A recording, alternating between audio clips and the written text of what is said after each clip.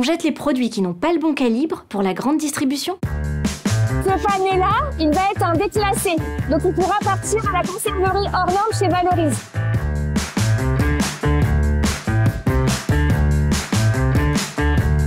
Trop petit, trop grand, tordu, environ 40% des fruits et légumes sont détruits au stade de la production.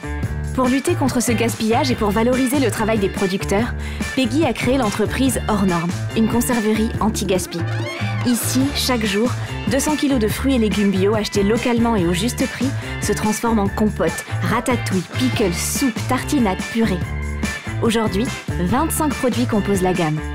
Mais Hors Norme, c'est aussi bien plus qu'une conserverie. C'est un lieu où on apprend, un lieu d'insertion et un lieu où il y a toujours un nouveau projet qui mijote.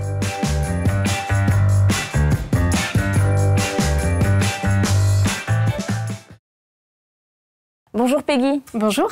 Merci de nous rejoindre pour ce premier épisode de Coup de projecteur. Merci de m'accueillir. Avant de lancer la conserverie Hors Norme, tu as travaillé dans le prêt-à-porter, donc c'est plutôt un grand virage dans ta carrière professionnelle. Est-ce que tu peux nous raconter rapidement ton parcours? Oui, tout à fait. Donc, j'habitais à l'époque en Seine-Maritime, donc en Haute-Normandie.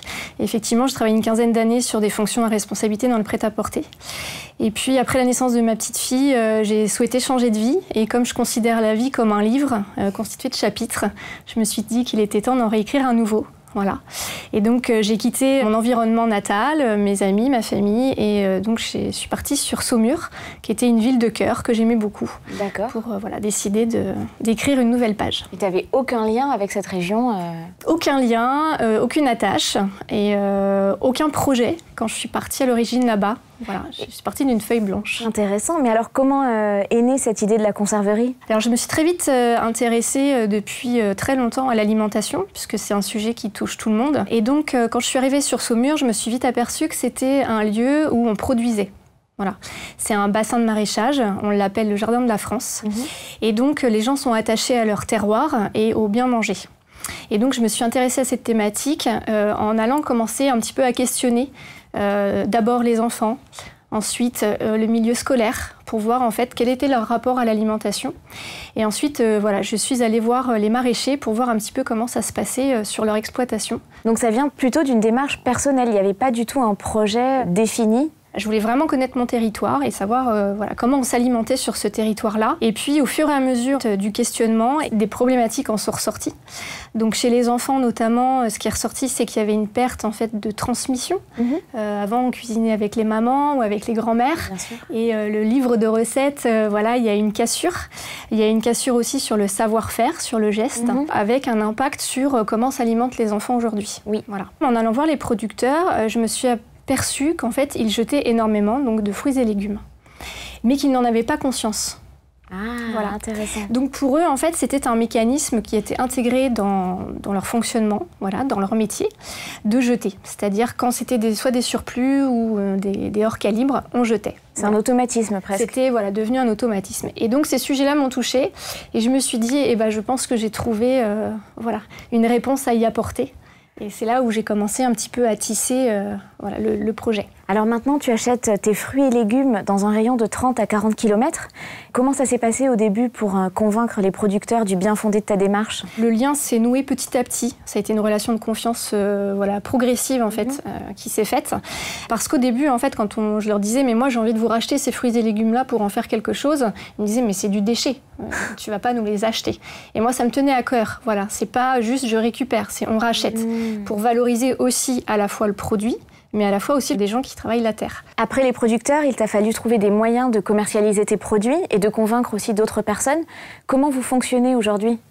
Alors c'est pareil, ça a été un vrai challenge puisque l'objectif pour nous, c'était que les revendeurs et les clients finaux comprennent qu'on faisait de l'anti-gaspi, mais de l'anti-gaspi de qualité. Voilà. Donc on a commencé d'abord à travailler avec un réseau en proximité, donc plutôt des boutiques vrac. Et puis petit à petit, en fait, le bouche à oreille, pareil, a fait son effet. Donc aujourd'hui, on a une boutique qui est présente sur la conserverie, qui est ouverte une fois, 2 fois par semaine.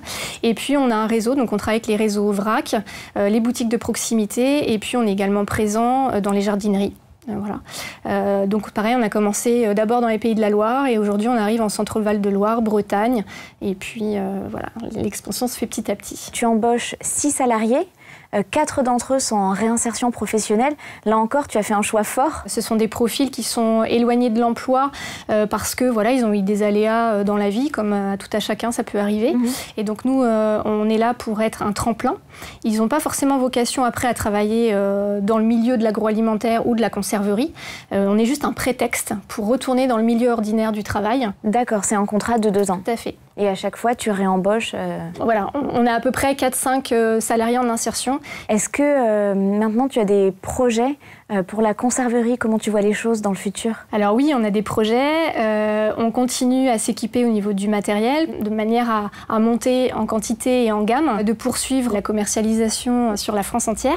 Ah, c'est vrai? Voilà, et puis on va lancer une nouvelle marque d'ici cet automne, avec des produits plutôt axés sur des formats famille, parce que j'ai vraiment à cœur que nos produits soient le plus accessibles possible. Plutôt dans la grande distribution? Tout à fait. Avec toujours cette thématique et cette idée de mieux manger. Tout à fait. Mieux manger, lutter contre le gaspillage. L'alimentaire, c'est aussi un pouvoir. Et donc du coup, quand on soutient ce genre de projet, on soutient aussi les gens qui y travaillent, on soutient les maraîchers, on soutient une alimentation de qualité. Et en plus, on se fait du bien pour sa santé. Alors on demande à tous nos invités d'apporter un objet qui représente leur projet ou leur métier. Qu'est-ce que tu nous as apporté?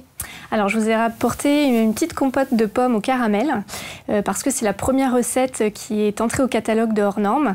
C'est une petite composition que j'ai réalisée avec ma fille. Voilà.